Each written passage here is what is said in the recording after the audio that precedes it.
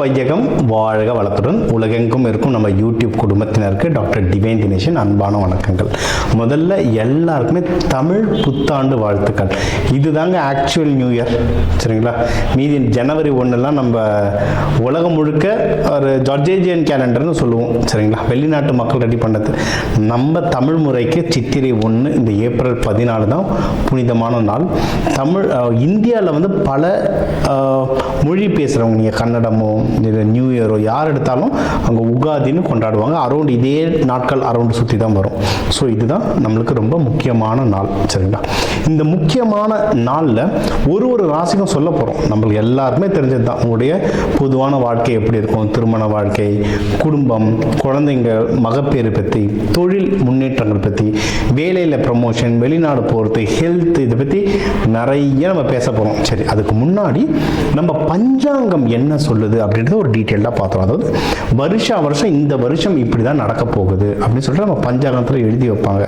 உலகத்தில் போர் வருவதாக இருக்கட்டும், விலைவாசி உயர்வு, இதெல்லாம். ஸோ இந்த வருஷத்துக்கு என்ன அப்படின்றத நம்ம பார்ப்போம்.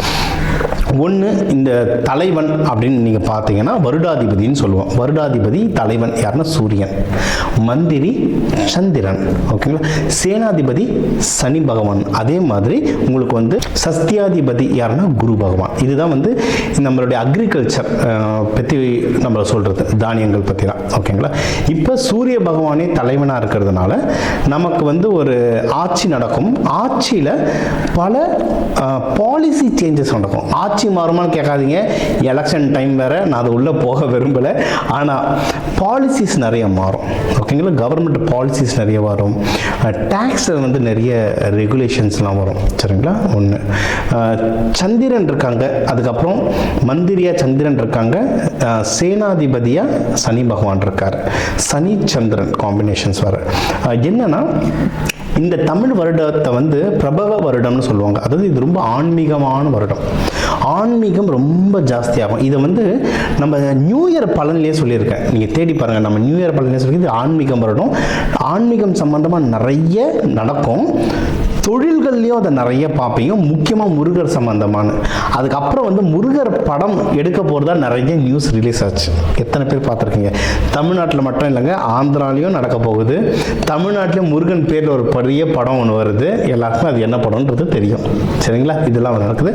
இன்னும் ஆன்மீகம் சம்பந்தமாக பல பிஸ்னஸஸ்களும் வளரும். அதே மாதிரி ஆன்மீகம் வளர்ச்சி நிறைய நடக்கும். அதே சமயம் சேனாதிபதி சனி பகவானாக இருக்கிறதுனால நாட்டில் நிறைய குழப்பங்களும் வரும். உலகம் முழுக்கவும் வரும், நம்ம நாட்டிலையும் குழப்பங்கள் நிறைய வருங்க. கொஞ்சம் உஷாராக இருந்துக்கோங்க. முக்கியமாக என்னென்ன குழப்பங்கள்னா, அரசியல் ரீதியான சில விஷயங்கள், ஆன்மீக ரீதியாகவும் சில விஷயங்கள். அதே மாதிரி பொருளாதாரத்திலையும் ஒரு மிதமான பொருளாதாரம் இருக்கும், ஆனால் நிறைய விஷயம் தட்டுப்பாடாகும், சரிங்களா? நிறைய விஷயம் தட்டுப்பாடாகும்.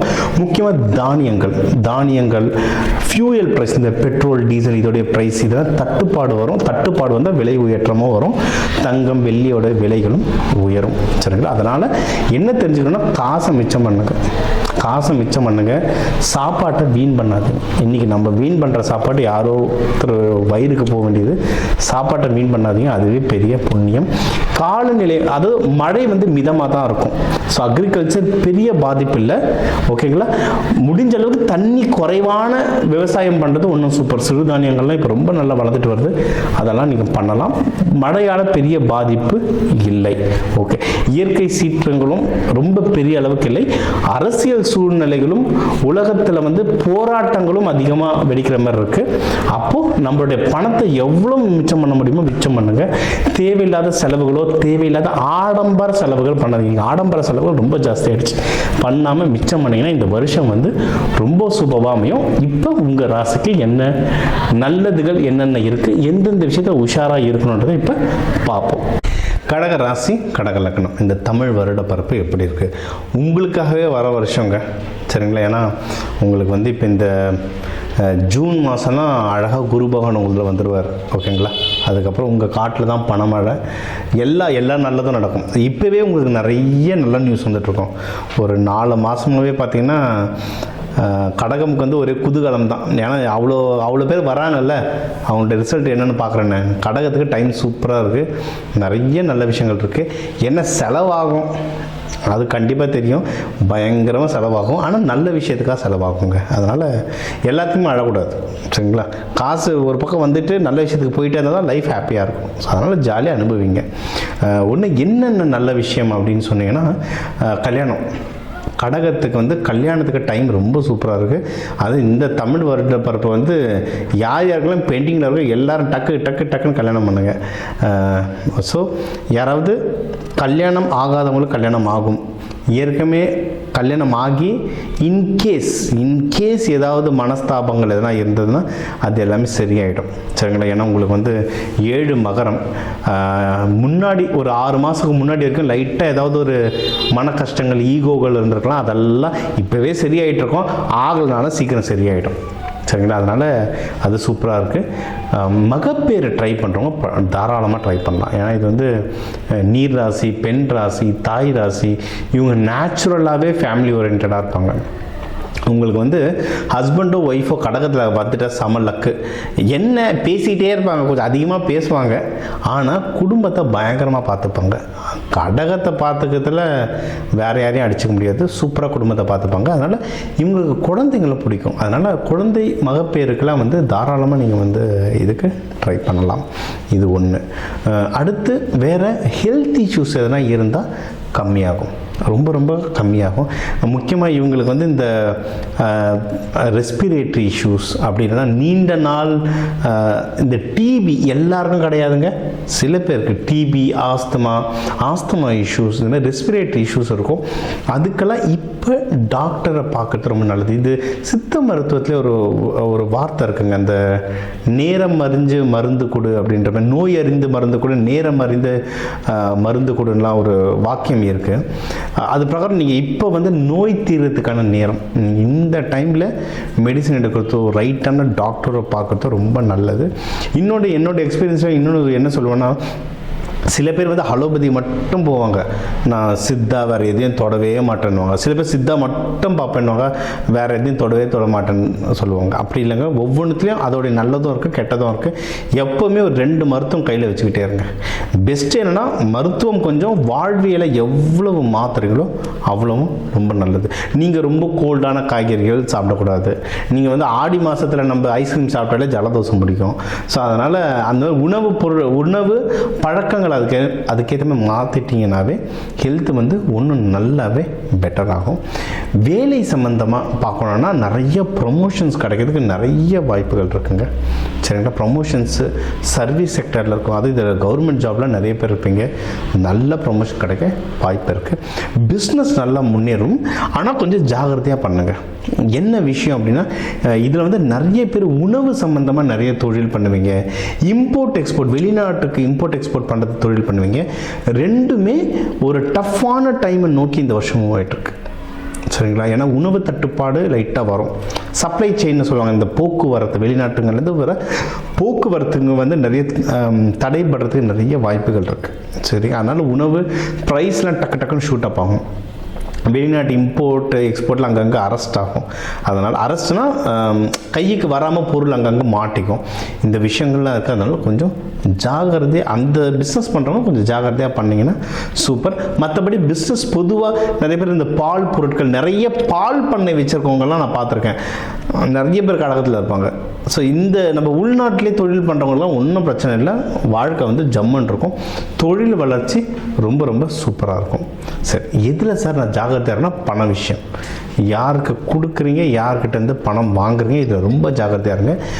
முக்கியமாக எப்போனா இந்த வருஷம் முடியும் போது ரொம்ப ஜாகிரதையாக இருக்கணும். ஏன்னா கேது பகவான் உங்கள் வீட்டில் வந்துடுவார், டிசம்பர் மாதம் கேது பகவான் உங்கள் வீட்டில் வருவார். அதனால் ரொம்ப ஜாகிரதையாக இருங்க, ஓகே? குரு கேது காம்பினேஷன் இது ஒன்று.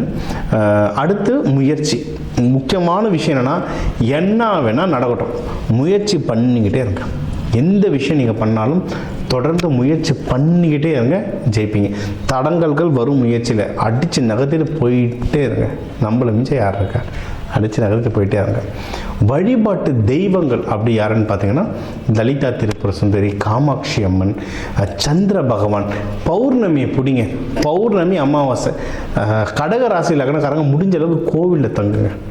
கோவிலில் பௌர்ணமி அமாவாசை தங்கிறது நல்லது. இல்லை ஏதாவது ஒரு நீர்நிலை பக்கத்தில், அதுவும் எதுனா ஒரு கோவில்கள் உங்களுக்கு நீர்நிலை பக்கத்தில் கிடச்சா சூப்பர். இல்லை கோவிலுக்கு போகிற பழக்கம் இல்லை அப்படின்னு யாருன்னா நினச்சிங்க, இல்லை ஹஸ்பண்டோ ஒய்ஃபோ யாரோ ஒத்துக்க மாட்டாங்க அப்படின்னா நீர்நிலை இருக்கிற இடமா பார்த்து இப்போ ஈஸியாக போகலாம் வான்னா வந்துடுவாங்க. நம்ம வீட்டில் ஜாலியாக இருக்கும். ரிசார்ட் புக் பண்ணிட்டு போயிடுங்க, பரவாயில்ல. கடல் பக்கத்தில் இருக்குது, உங்களுக்கு எனர்ஜி கிடைக்கும். அதான் பௌர்ணமியில் சரியான எனர்ஜி கிடைக்கும்.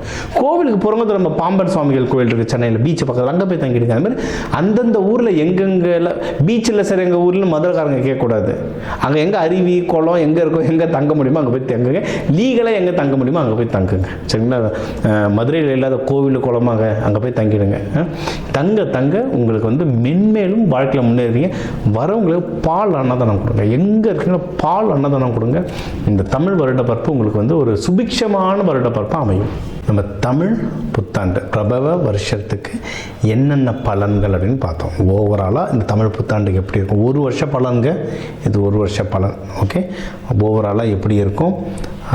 குடும்பம், கல்யாணம், மகப்பேறு, மறுமணம், ஹெல்த்து, ஜாப், பிஸ்னஸ், ப்ராஃபிட், வெளிநாடு போயிட்டு வர்றது, முடிஞ்ச அளவுக்கு எவ்வளோலாம் முக்கியமான பாயிண்ட்டோ அது எல்லாமே கவர் பண்ணிட்டோம்.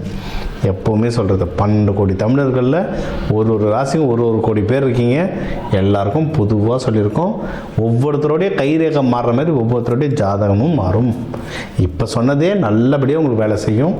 இன்னும் அதிகமாக தெரிஞ்சுக்கணுன்னா கன்சல்டேஷன் எடுத்துக்கோங்க. ஒன்றும் டீட்டெயிலில் உங்களுடைய மற்ற கிரகநிலை, ராசி லக்னம், நட்சத்திரங்களை வச்சு இன்னும் டீட்டெயிலில் பஞ்சாங்க நம்ம வந்து ப்ரெடிக்ஷன் சொல்லலாம். சரிங்களா? ஸோ இந்த தமிழ் வருட பருப்புக்கு நம்ம என்னென்ன தெய்வங்களை சொன்னோமோ, என்னென்ன வழிமுறைகளை சொன்னோமோ இது எல்லாமே பின்பற்றுங்க. சரிங்களா?